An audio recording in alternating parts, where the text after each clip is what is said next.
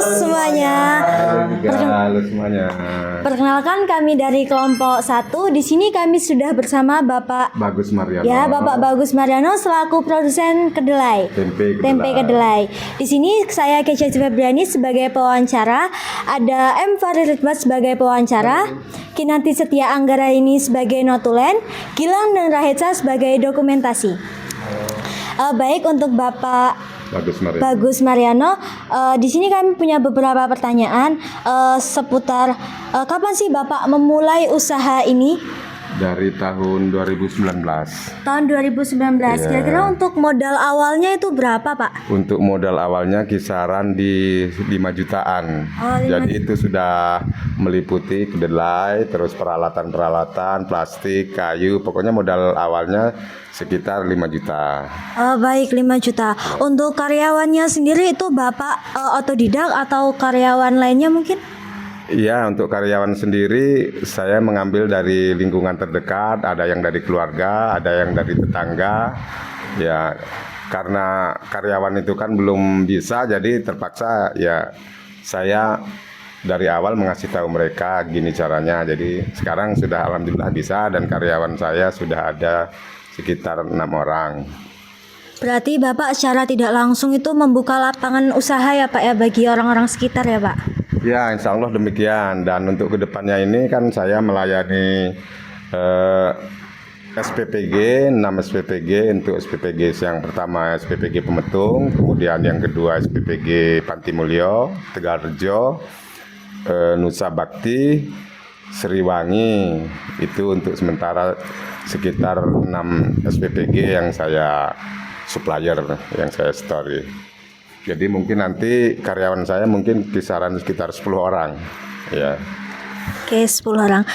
Untuk waktu pembuatannya sendiri ini kan bisa kita lihat banyak nih Pak tempenya. Kira-kira butuh waktu berapa lama Pak pembuatannya? Ya, kalau mulai dari kedelai itu 3 hari sampai jadi tempe itu waktunya 3 hari. Jadi yang pertama kedelai itu dicuci, kemudian direbus setengah matang. Setelah direbus setengah matang lalu diangkat. Kemudian kedelai direndam selama 1 hari 1 malam. Kemudian besok paginya kedelai digiling, dicuci bersih sampai kalau kata orang Jawa itu peret ya, sampai seret ukurannya kalau digosok ya. Jadi itu tandanya sudah bersih. Kemudian ditiriskan, lalu kedelai dikukus. Itu untuk langkah-langkahnya ya. Kedelai dikukus, kemudian nanti setelah lebih kurang waktunya 2 jam. Ciri-cirinya baunya sudah wangi, nah itu diangkat, maksudnya diangkat ya, diintas kalau kata orang Jawa ya, kemudian ditiriskan, kemudian nanti terus dihamparkan di meja ya, yang seperti saya sudah buat di belakang ini ada 2 meja. Nah, ini kapasitasnya untuk 1 pikul ini 2 meja ini. Nah, nanti setelah dingin kan dikipas ya, dihamparkan terus dikipas. Nanti dikasih ragi, setelah dikasih ragi dibungkus dengan plastik ukuran masing-masing. Tapi plastiknya sebelum untuk bungkus itu kan nanti dicoblos, dicucui kira-kira diameternya 2 cm persegi. Nah setelah itu dilem, lalu disusun.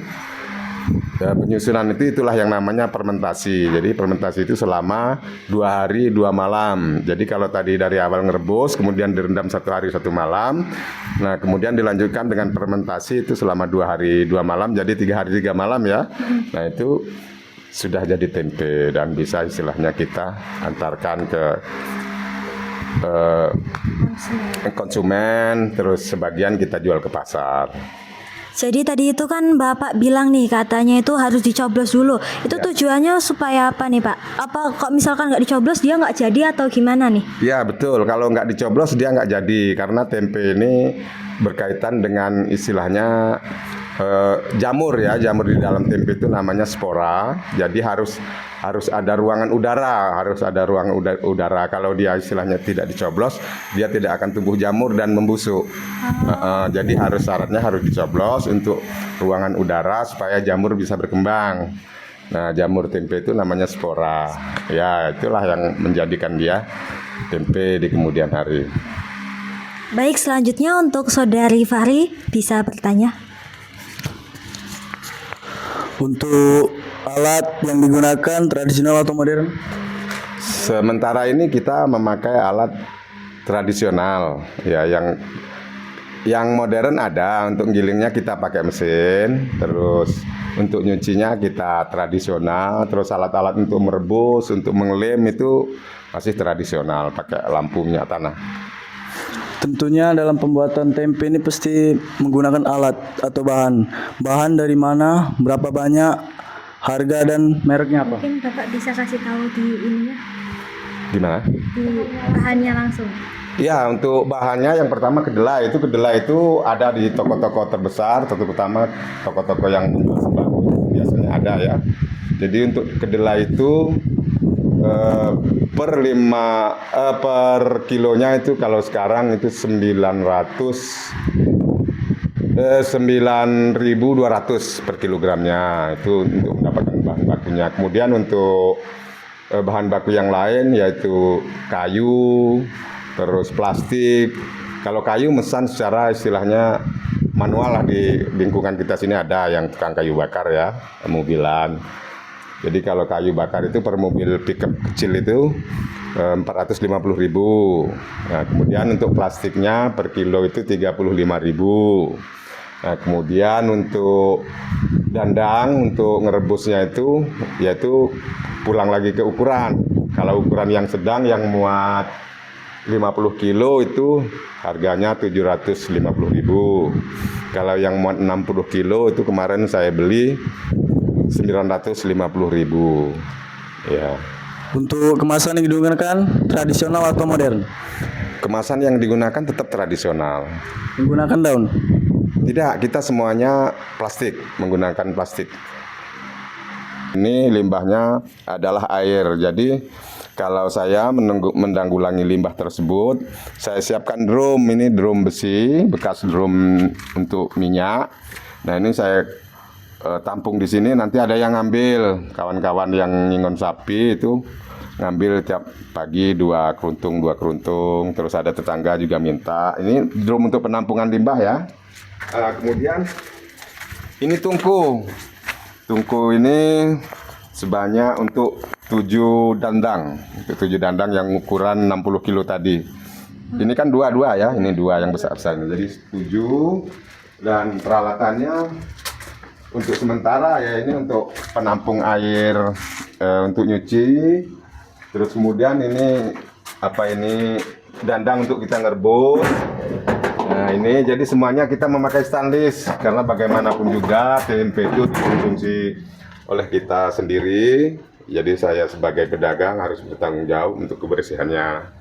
Jadi untuk peralatan saya menggunakan untuk peralatan perebusan ini semuanya stainless, tidak lagi memakai besi. Kalau dulu banyak kawan yang memakai besi, tapi besi itu kan sifatnya dia mengarat. Nah, karat itulah yang nanti menjadi penyakit kan selambat laun, makanya saya nggak memakai lagi. Nah, ini untuk mengangkat tadi, untuk mengangkat yang direbus tadi kan. Nah, ini bak ini sebagian di dalam. Nah, sebagian itu untuk limbah itu belum dimasukkan ke drum.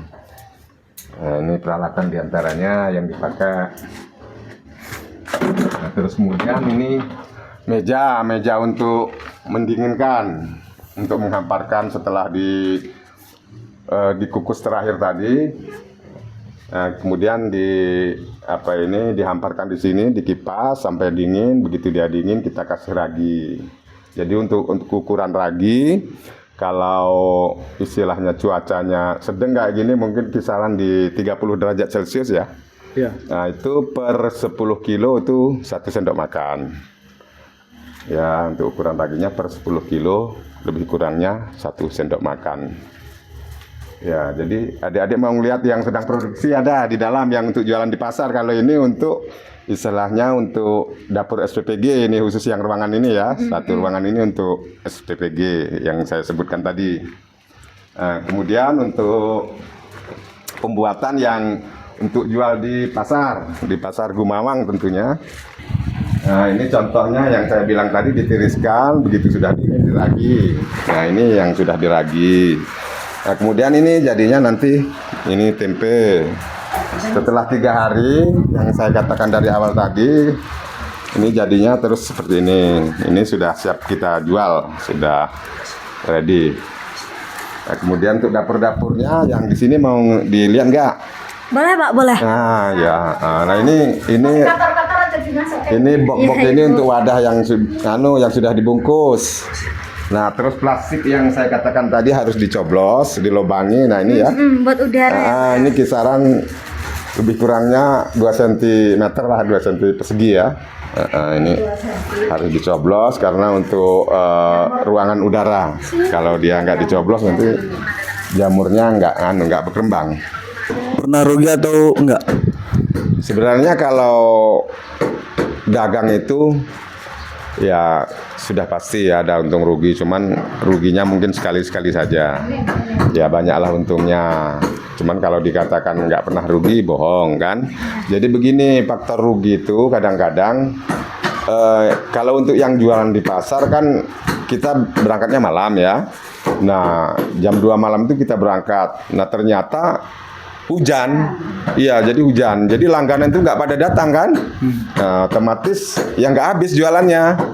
Nah, kemudian kalau nggak habis, yang tempe kemarin kan sudah nunggu lagi kan ini terus ya bergulir terus ya, nah, habis. Jadi kadang-kadang ya itu tadi kalau sampai nggak habis dalam 3 putaran itu kita buang rugi. Untuk pembuatan tempe ini, apakah ada tantangannya? Banyak sih tantangannya, sama saja. Saya rasa semua usaha itu sudah tentu punya risiko masing-masing ya. Nah, cuman tergantung bagaimana kita menyikapinya. Jadi tantangannya ya yang pertama tentu di bidang pemasaran. Nah, itu kita harus gerak cepat. Karena tempe ini nggak tahan lama ya. Jadi karena berkaitan dengan fermentasi dan jamur tadi, paling lama tempe ini bertahan kalau suhu dingin 4 hari, 3-4 hari. Kita harus gerak cepat. Terus yang kedua, kita harus bersih. Soalnya tempe ini kan nggak boleh yang pertama kena minyak, yang kedua kena garam, kemudian yang ketiga kena sabun. Tapi yang paling fatal itu kena minyak. Kalau dia kena minyak, misalnya tangan kita kotor ya, kita bungkus, kita pegang kedelai ini kayak gini, itu nggak akan jadi dia. Jadi jamurnya nggak akan tumbuh. Karena kan tempe ini tadi kan sifatnya kan dijadikan oleh jamur. Jamur itu namanya spora, yang jamur tempe kan. Jadi dia nggak akan tumbuh. Nah itu kalau bahasanya kan gagal, nggak jadi. Jadi harus tantangannya harus kita yang pertama bersih, yang kedua ketika kita pemasaran kita harus gerak cepat. Kalau bisa diupayakan habis. Misalnya nyisa sedikit untuk jual besok malamnya nggak apa-apa. Untuk raginya itu menggunakan merek apa ya Pak? Raginya menggunakan merek Raprima ya, raginya yang bersifat bubuk tepung ya. Nah, ini ragi tempe, ini mereknya Raprima. Ya, ini raginya saya menggunakan seperti ini. Tapi ini juga kita harus begitu kita beli kita harus lihat ya, jangan sampai kedaluarsa ya. Kalau sudah expire dia ya mempengaruhi, nggak bagus. Ini untuk raginya, kita ragi tempe ini tersedia di toko-toko di mana kita beli dulu, di situ pasti ada. Nah, nggak sulit. Untuk takarannya dan harganya itu berapa Pak? Ini ragi ini kalau satu bungkus harganya 14.000. Ya 14.000, ini isinya lebih kurang berapa gram ya ini ya? Saya nggak mungkin setengah kilo apa ini ya kalau tidak salah. Saya nggak pernah baca sih.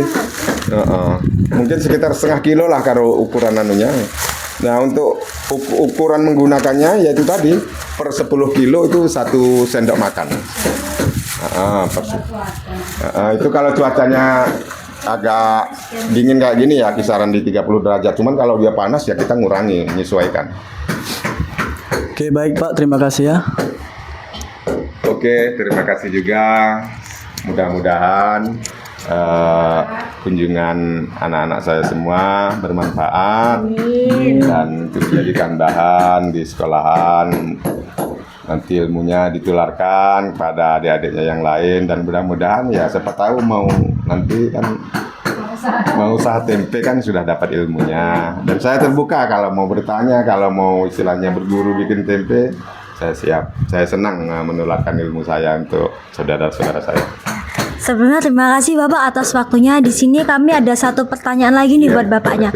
Bapak punya nggak sih motivasi Bapak untuk anak muda supaya nggak putus asa nih dalam budidaya ataupun dalam usaha gitu? Iya, yang jelas kita berjualan tempe ini kan yang pertama ya kita harus mau dulu ya.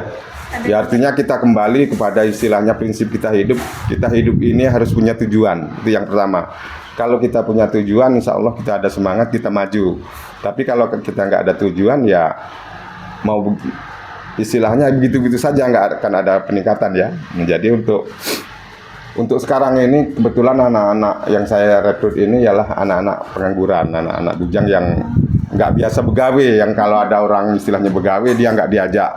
Nah ini saya coba, saya rekrut, saya ajak bekerja dan saya sampaikan kepada mereka kita kan bujang ya Mbak ya, bujangan anak buah saya bujangan. Jadi saya sampaikan kepada mereka nanti suatu saat kamu pasti akan keluarga, kamu akan ada tanggungan. Jadi kamu harus bekerja dari sekarang. Jadi kita hidup ini melalui proses, nggak ujuk-ujuk begitu saja kita dapat uang, nggak ya. Tapi yang sejatinya kita ada proses dan semua proses itu harus kita lalui. Jangan malas-malasan, harus semangat terus, itu kuncinya. Ya. Baik Bapak, terima kasih atas motivasinya dan terima kasih karena sudah mau menemani kami terus menjelaskan kepada kami langkah-langkahnya, bahan-bahannya dan prosedur-prosedur pembuatan tempe. Oke. Baik teman-teman semua, di sini kami dari kelompok 1 pamit undur diri. Kami ucapkan terima kasih. Wassalamualaikum warahmatullahi wabarakatuh.